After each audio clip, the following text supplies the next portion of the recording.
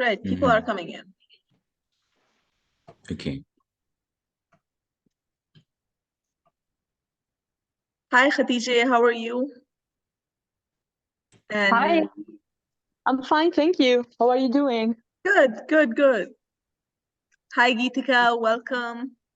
And I can Yeah, see looking Gerald right forward to here. your session. Thank you for joining, Gerald. Right, so Hi. today's session we're going to start now because we have a short time and a lot of things to be covered in the sessions. And I will be sharing the screen with you all. So,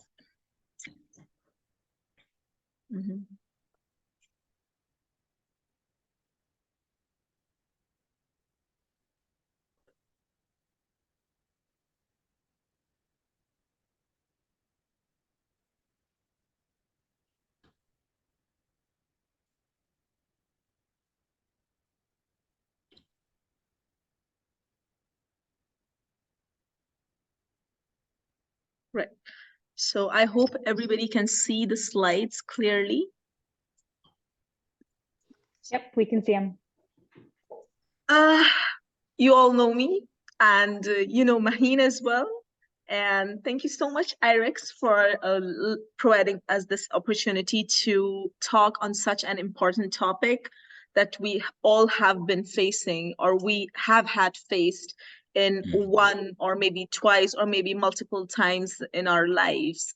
But we need to address this very important topic again and again after regular intervals to make sure that how we are feeling about ourselves and how we are dealing with the situations, because human body, human mind is really complex. As you start to age, the body will start the process of allostasis, adapting as per their genetic body mechanism and as per their physiological chemical reactions and the psychological uh, thinking powers. So these changes in the body makes one person's resilience affected. So in your youth, you're not that much affected by a lot of stress, but as you start aging, you will be affected by the stress, by certain situations more. Maybe the past experiences would not have let you express yourself better, but this time when you are exposed to the same situation, it may stresses you out more. So we are going to discuss that how you can enhance your own stress resilience. But before starting this, we have been doing this fun activity of icebreakers, and this is my favorite part. So whenever we do a session online, the favorite part, like it has been a tradition of CSP trainings and sessions that we have to start with the icebreakers and the breakout rooms. So we shall start with the icebreaker, and I have a very amazing fun activity here.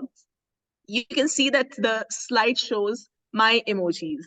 What I want you to do is that you can take a paper, blank paper, and a pen, or you can just share it in the chat section that what is your current mood while attending this session? Are you irritated? Are you annoyed? You don't want to attend the session, or you're excited about it? So you can draw an emoji, caption it, and the next thing you're going to do is, what do you think, which emoji describes your personality the best? For me, it's like the second emoji, the grumpy face. Most of the time, people think that I'm grumpy, so I try to be smiley all the time. And the third one is that, what would you like to do? Or what would you like to opt your future emoji as your personality representative? So let's start this. If you cannot draw, you can just share within the chat section. Yeah. So I'm ready with my piece of paper and the Oh, great. markers. Yeah. So let's That's start great. together. I can see a lot of it. Yeah.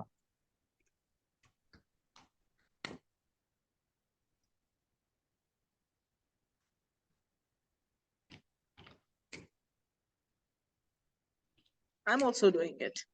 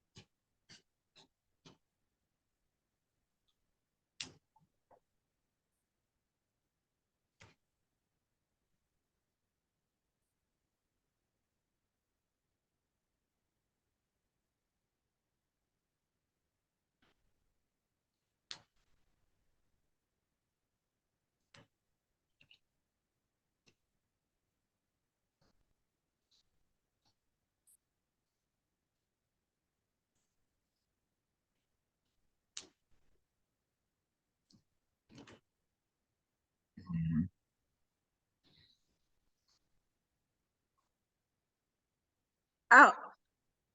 Here.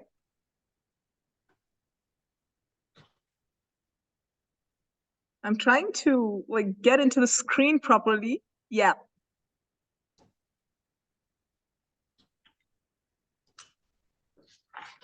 Yeah, that's Show your emojis. fine. Oh, great. Yeah. What about others? What about others? Let's share it together. Let's share it together. Mm-hmm. 1, 2, 3. We want the screens to be on. Oh, yes. Eva has a great representative emojis. Srijana, can we see yours? I'll send it in the chat. In the Mm-hmm. chat section, Yeah. right? Wazma, can I share about mine? Yes, sure. Yeah. So that's my first emoji. So it shows that I'm really excited right now. I'm feeling super, energetic like a Mhm. sun. And that's my second emoji. It is winking. So I'd like to see myself in a fun mood very soon. I'd like to, get rid of this, stressing all this stress stuff. You know, I'd like Right, to get into that fun mood. Yeah. right. So Mm-hmm.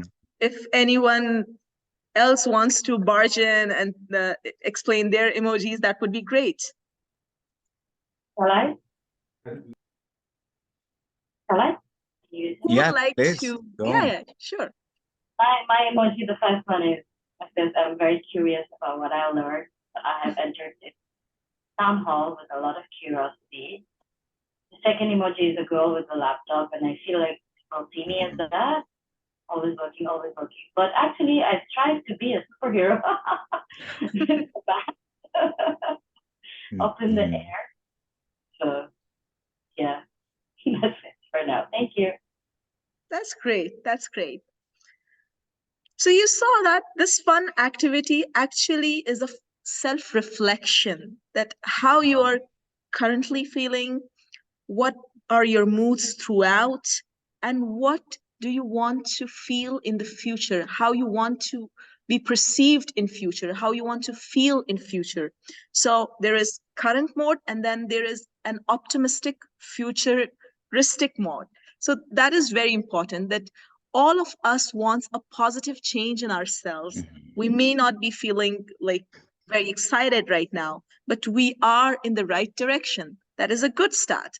So, starting with our very important topic, that how we are going to address the stress. It is almost like, a cliche to talk about the stress because all these days, all these years with the technology, with lots of information, we are unable to understand or discriminate between the actual stress and the anxiety and depression. So lots of people out there, they are unable to identify the stress. We will be understanding stress today, and Mahin will be covering that part, and we will be also discussing the coping mechanism, the strategies, Mhm. and at the end of our session, we'll be doing a very relaxing, therapeutic, stress relieving exercise. Over to you, Mahin. Yeah. Thank you so much, Wazma. Yeah. So I would like to start with some of my self-disclosures. I guess many of you know like what I've been through, the last 2 weeks, but I guess many of you don't. So I believe that the last 2 weeks in the States have been the most stressful days during my stay so far here. My mother-in-law got hospitalized on 25th of October due to her hypertension. She's 73 and we were really worried for her. And just when my mother-in-law managed to recover, it was my son who got hospitalized on 1st of November due to the dengue fever. If you're unfamiliar with the dengue fever, it is a condition that is declared as an endemic in Bangladesh, particularly because of its high morbidity and mortality rates. And because of the absence of antiviral treatment for this fever, it provided me with high level of anxiety for my son. My son called me from hospital and said, "Papa, come soon." I was feeling all helpless, sitting here 13,000 kilometers away from my beloved son. And after a long silence, I replied to my son, I will come soon. So in the middle of all this situation, I had to deal with, all these tasks, the coursework, the practicum, and, also preparing for this workshop. But the good news is, I would say the best news is my son has been discharged from the hospital just yesterday, and he's doing, really good, alhamdulillah.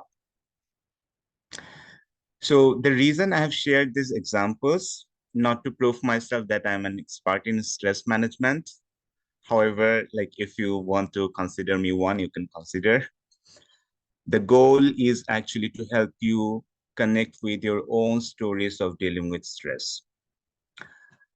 Like I know that all the participants here have their own stories to tell, and I highly encourage you to keep a note of your own story so that we can bring that story later on and work on it. So what is stress? I know all of you know it.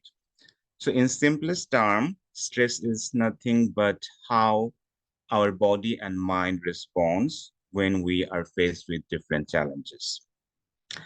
And sometimes like we have, the needed resources to meet the challenges, and other time we don't have the needed resource.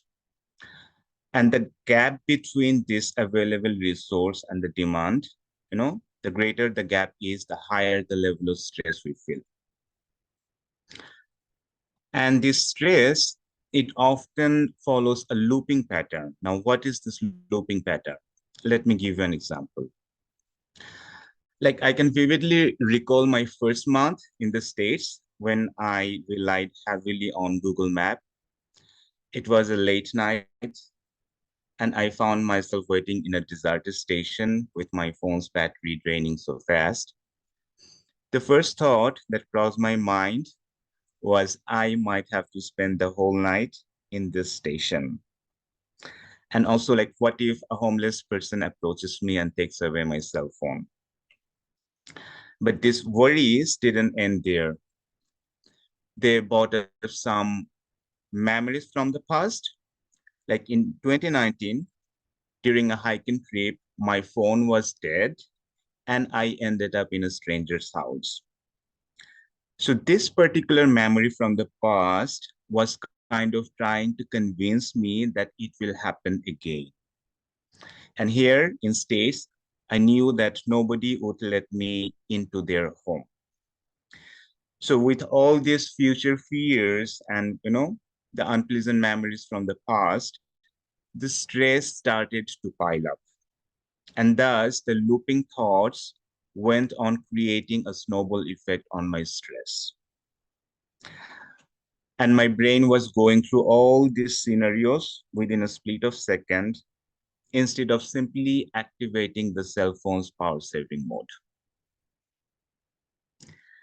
So it happens often that our stress shuts off our thinking brain, activating all those intense emotional responses.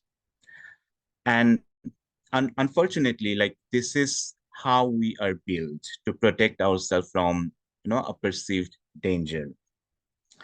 So it sounds like that stress is, it is really a bad thing, but this is not a bad thing. It not only helps us with our survival, but stress is the secret behind meeting all our daily challenges, that kind of motivates us to reach our goals. Stress can be highly productive when utilized in a moderate intensity. Like as the graph shows, when we can manage to keep our stress at a moderate level, we can perform using our full potential. In contrast, like you can see the other two, the left part and the right part of the graph, when we are experiencing no stress, the amount of stress is low, or when we're experiencing high amount of stress, which is very high, or we are having burnout, our performance is dropping significantly. So it is only in the middle zone when the amount of stress is moderate, we perform in the highest level. So it is strongly recommended that we regularly assess the level of stress to help us maintain our productivity. Uh, okay, let's go to the next slide. So there is this saying that, productivity blooms in the garden of positive thinking. So to understand our stress level, it is important to follow our thought pattern, because it is our thought through which we are actually creating our internal and external world.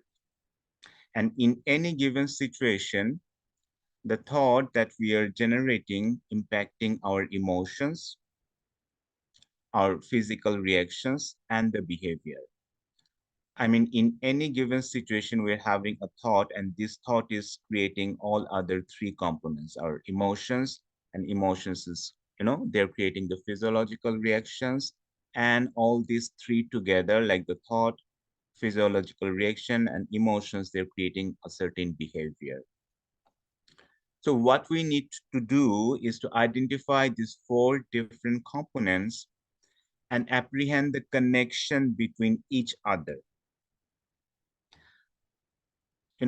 The goal is to come up with the best possible self-appreciative thought, replacing the unproductive one.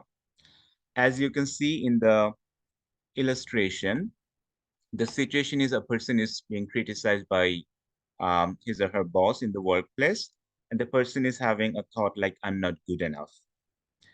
And with this thought, he or she is going through the emotions of worthlessness, anxiety, things like that.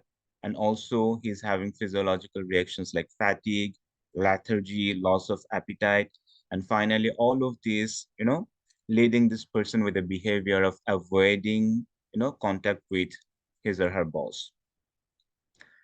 So in the breakout room, what we will do, we will bring our story and put our conscious effort to restructure the thought to change our stressful perception, so that we can consciously, figure out the best possible alternative that is helpful for me, that is, helpful to cope with my current stress that I'm going through.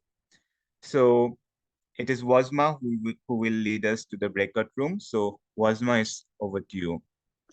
Thank you so much, Mahin, for a greater understanding of the stress that you provided us with. We will start with the breakout rooms, always a fun activity. We get to know about each other a lot. And today's breakout will be like a little bit different from the previous breakout rooms. It will be like more dealing with your emotional vulnerability, uh, being like getting to know each other well, and it will be like more like a personalized activity and self-reflection. So what we need you to do is, the first thing, identify the source of your stress and then reflect on your thoughts about how the stress was triggered. The next thing, how you perceive yourself during this stressful situation. Maybe you are thinking that I am powerless, incapable, helpless, or any other adjective that describes your inability to cope up with the stress. And then determine the more empowering belief you would prefer to adapt, like I am capable in other tasks, like self-love kind of thing. Identify your self-worth. That can be a better way to cope up with the stress. So if Lily can help me, or Luma can help me with the breakout rooms, that would be great. And after that breakout room, we will discuss, each group will discuss about their breakout sessions. Don't worry, Wazma, I'm going to take care. Okay, fine, it's done. Oh, Fine. thank you. Okay. I just created the room so people can get invited. That's fine.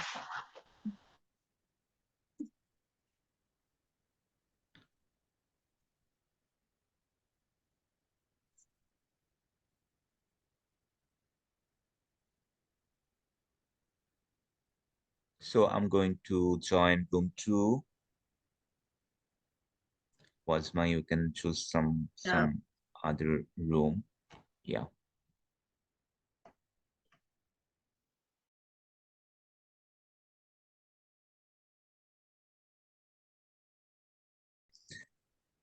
So we would really appreciate if you can share some of your, you know, workout in the small group.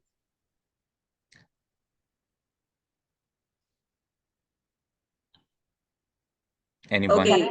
Mm-hmm. Yes, yes. Mm-hmm. I feel like one of my biggest takeaways is looking at your strength and flipping it, looking at your stress, flipping it with correct vocabulary or a different vocabulary as a strength or something to take forward. Because Mahin was really trying, at least not for me, but the other two, he was like, so how can you say that word differently? How can you feel that feeling differently? So using your stress as your strength as your next step is my biggest takeaway. Yeah. Wonderful. Wonderful. Anyone else? I want to kind of say the same thing Mm-hmm. since I was the first one to start the conversation in our group. Yeah. And then I found myself, oh my God, I'm in therapy. And Thank you to so much. this day, I'm still postponing therapy. So that was a first experience. And I want to thank you. I think it was very interesting how, first of all, we kind of stopped because, I was going like, oh, I felt that. And then you stopped me, like to process basically the specific things that were happening. And I think that just analyzing a situation in that way kind of helped me even to be more aware of why I was angry or why I was stressed in a way. So yeah, I think it was very interesting approach to a specific situation. Yeah. Yeah. Thank you for that. So it sounds like something very simple. Like when we put it in this term, like cognitive restructure, it just feels like just, changing the sentence in a positive way. But when we deep down into that issue, like it's not very easy to figure out our exact thought, that is contributing the unpleasant emotions to that situation. This is not something very easy. We need to put our, conscious effort to figure out that specific thought, and and also like more effort to have alternative for that thought. Okay, so over to Wazma. We will now go through some coping strategies to deal with stress. So Thank you so yeah. much, Mahin. Thank you so much. So we have talked about the stress. We have come to know that the stress is basically the combination of potential external stressor and what our mind wants to tell us and how we respond towards a specific stress. Now, we have been dealing with the stress in our own ways. We have already discussed that our bodies have natural mechanism to deal with the stress. One of the mechanism is like self-repair. The body will do some biochemical reactions and physiological reactions to produce cortisol, a stress hormone, which is produced by the body when you are feeling stressed or you are in a situation when you have to choose between fight and flight response.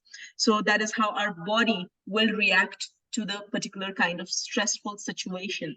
But then we have all kind of different situations where we do not necessarily need to fight or flight.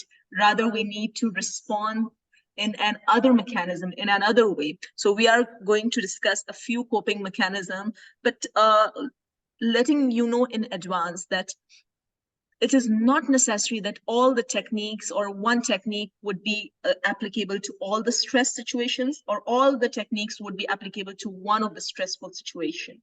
So you need to realize that for each situation, you can try these different coping mechanisms. Now, how we are going to cope with the stress? There are 4 A's, the 4 great A's through which we we can deal with the stress. The 1A is like avoiding the stressor, accepting the stressor, altering the stressor, and adapting or acclimatizing to the stressor. These are the 4 great A's through which we can deal with our stress, or we can deal with the stressful situation. Now, how you can avoid the stressful situation or the stress part. So it is very important to discriminate between the minor stressors, unnecessary stressors, and the priority stressors. So some of the stressors that really do not bother our lives, or we don't have to deal with that, can be defined as the minor stressors, or can be defined as the unnecessary stress. How you can avoid that? Learn to say no and try to avoid the people or the situations who stresses you out. Let's say that you are uncomfortable with one of your coworkers because that is the stressor for you. So try to avoid contact with him or her as much as possible. Maintain a safe distance. Choose your own space. Determine your limitations and boundaries. That is very important. And majority of us will relate to the first part, that majority of us cannot say no to the people when we are asked for the help or when we are asked to do something for them. We cannot say no at our workplaces, at our houses, at our families. So it is all right to explain how you feel. It is perfectly fine to say no in a dignified, in a polite manner. So the first thing you need to do is to identify your minor stressors and avoid those stressors and learn to say no. The second A, which we are going to deal with, is that you need to alter the situation. How you can alter the situation? Setting the expectations clearly. Communicate clearly. When you communicate clearly and let people know your expectations in advance, that will ease out the situations automatically. And the second part is negotiate the amount of demand. I can give you an example. Let's suppose there are a lot of deadlines were given to us by CSP, and each time we were exceeding those deadlines, we would ask the CSP fellows, they were kind enough to like extend our dates, deadlines each time. So that was one of way of negotiating the amount of demand. It is perfectly okay to negotiate that. It is all right to set up clear and realistic expectations. Let's suppose you have a project deadline and you want to deal with that, but you think that the given time, the amount of time is less and the demands are exceeding the time. So you can negotiate and you can prioritize the tasks which are important, priority based, and let the other tasks which are not that important and which are of less priority, you can do it later. You can discuss it with the people around you. Another important thing, be assertive with your needs. That is very important. How can you be assertive with your own needs? First of all, it's okay to feel stressed out. Validate your emotions and be confident about your needs. What are your needs? The needs can be emotional. The needs can be like you want a place where you are looking for the mindfulness. Speak about it. So you need to be assertive with your needs. That is very important thing to accept and thing to realize, and accept the things you cannot change. You can't change everyone. You can't change the uncontrollable things that are happening to you. Just like Mahin described one of his situation that last year he was stuck at a trekking track. So in that particular situation, he couldn't do anything about it. Rather just calming himself down or relaxing for a while. So again, over here in this particular technique, the 5 R's can be really, really important. Now, what are the 5 R's? 5 R's are relax. Sit back and relax for a while. Reframe your thoughts. It's all right to reassess the situation and then reframe your thoughts and then reorganize the situation. Try to reorganize it. And by doing so, you can reorder things. Reordering that will lead to reducing your stress. The fifth R. So relax, rearrange, reorganize, reframe your thoughts to reduce your stress. And also acknowledge your emotions. It's okay. Sometimes we are too self-critical. We don't want to appreciate ourselves enough. We are too critical of our emotions. Acknowledge your emotions and try to forgive yourself. That is very important. Self-love is the first thing you need to learn, that I have recently learned, and it is one of my favorite things to do. So acknowledge the emotions. It's okay. Validating your emotion is the first step towards reducing of the stress. And again, I told you that how you can reframe your thoughts, reconsider the situation, and also you can adapt to the stressor. An important example could be like, how can you like get adapted to the stressor? That is very weird thing to say. We can relate it to biological cases or medical science, that when a human being is born, and an infant is exposed to a lot of different external pathogens. Pathogens are the disease causing agents, bacteria, virus, and other microorganisms. So when an infant is born and he is exposed to all these external disease causing agents, so his first exposure with these agents would be very stressful. The fever will be high, the symptoms will be high, and the kid will take a lot of time to get well. So that is how our body is going to react towards the first exposure. But the next time when the kid gets the same infection, now the body knows, your memory cells, the T cells and the B cells of the body, they knows that we have seen this particular pathogen earlier as well. Now we know how to deal with this. So the exposure to the similar situations can help you in adapting to the stressors. That is very important. It is just like the human body. Re-exposure will make you stronger, because the first time exposure can be like very, very chronic, and the re-exposure can be mild. So that is one way to deal and adapt with the stressor. And also you can see that it's written in the slide that what doesn't kill us makes us stronger. Whenever we are out of that particular situation and we look back, we start laughing at ourselves, or we start feeling happy about ourselves that we were this much strong. And also, as Rumi has said, that the wound is the place where the light enters. These stress situations makes us strong. We may not agree to it right now, but we can later on we can laugh it out. One of my favorite videos that I wanted to share with you all, uh, if I can play that for a minute, that would be or I can share the link of the video of Tom Hanks, where he says that you're feeling great today, you're feeling amazing today, it shall pass. You're feeling stressful, you're feeling that life is collapsing, everything is falling apart, this shall pass too. So the biggest healer is time. And the good thing about the bad times are that it will pass. It will pass. So you have to remember that. Now I'm going to hand over the whole to our psychologist Mahin, so he can do his therapeutic session for you. This is going to be an amazing exercise. Emotional freedom. Thank you so much, Wazma. I'm so sorry we're left with only 4 minutes. So in the breakout room, we try to restructure our thought.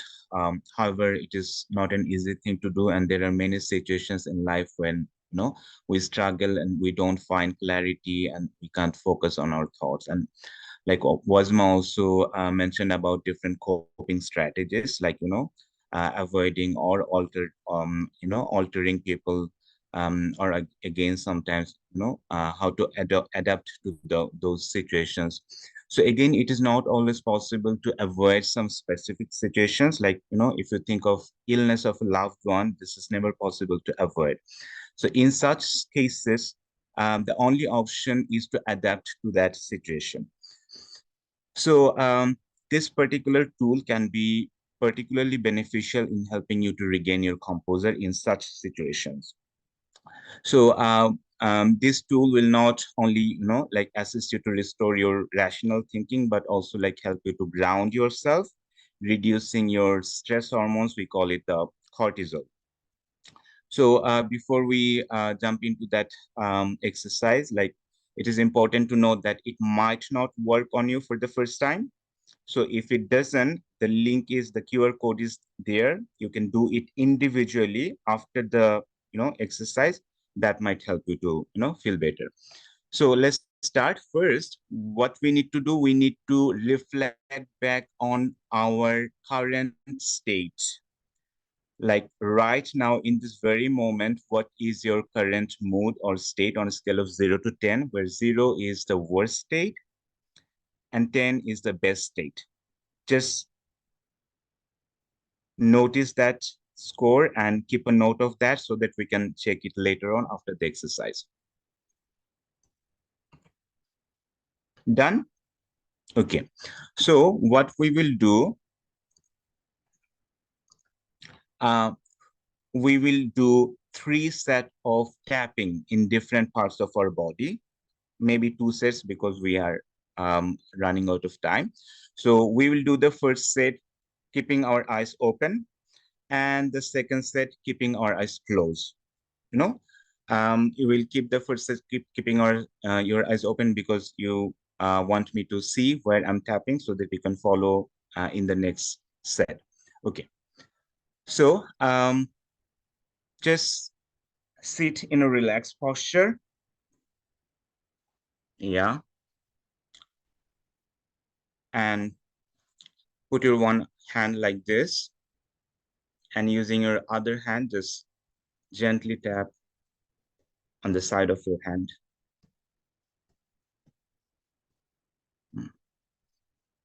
And then just start tapping on your top of your head.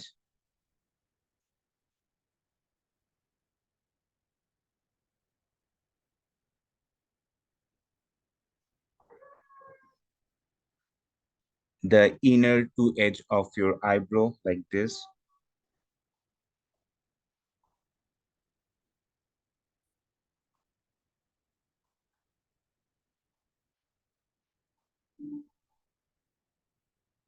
The outer side of your both eyes.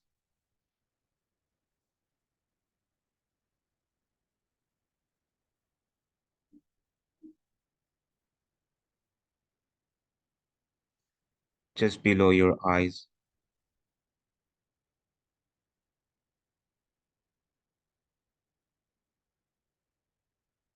Under your nose. A bit stronger tap. On your cheek.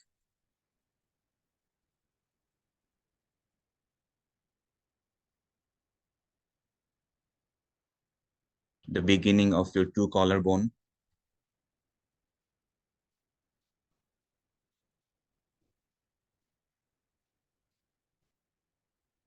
And finally under your arm. Just below your armpit. Fine.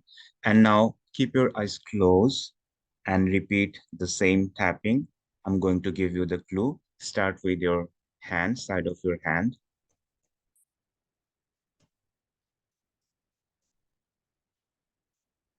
The top of your head.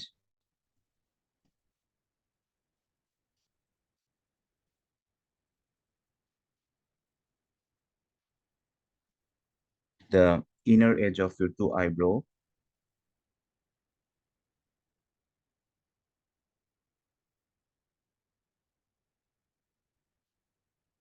The side of your both eyes.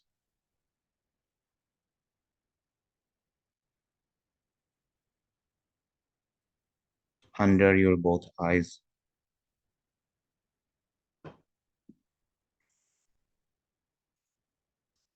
Under your nose.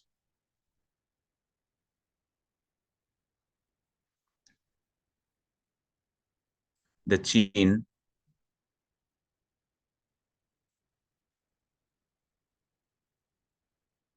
The beginning of the collarbones.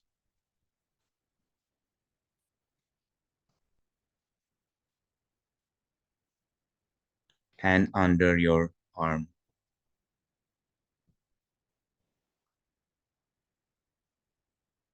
Okay. Now take a long deep breath and slowly exhale and feel how are you feeling right now in your body on a scale of 0 to 10. If you're feeling better, just let us know through the chat. Gently open your eyes, look around the room, and let us know how are you feeling. Is this any better or not? If you don't feel better, I would recommend you to do it individually one more time after the session. And I strongly believe it will help you because it is very much evidence-based. It strongly reduces the amount of cortisol, which is responsible for our stress. So, any feedback, any comment? Is there anyone who'd like to share anything about this exercise? I feel like it was a nice reset. Thank you so much, Lily. Anybody else?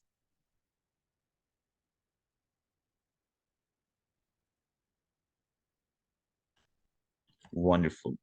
So let's go to the last slide. I'd like to conclude this session with this beautiful quote that says, "You can't stop the waves, but you can learn to surf." You know, we cannot always avoid the situation, the people, everything, but we can definitely learn how to adapt to that, how to develop a certain resource that might help us to, go through that difficult moment.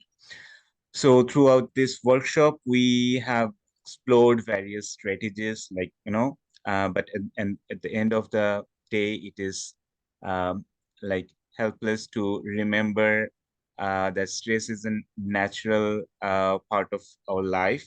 I mean, it is helpful to remember that stress is a very natural part of our life, and how we navigate through this is within our control by using all these strategies and tools. So thank you so much for being part of this workshop, and a big thank to the IREX for giving us the opportunity, to facilitate this workshop. So I wish you all a stress balanced life. Thank you so much. Thank you so much. Take care. Have a healthy lifestyle ahead. Bye.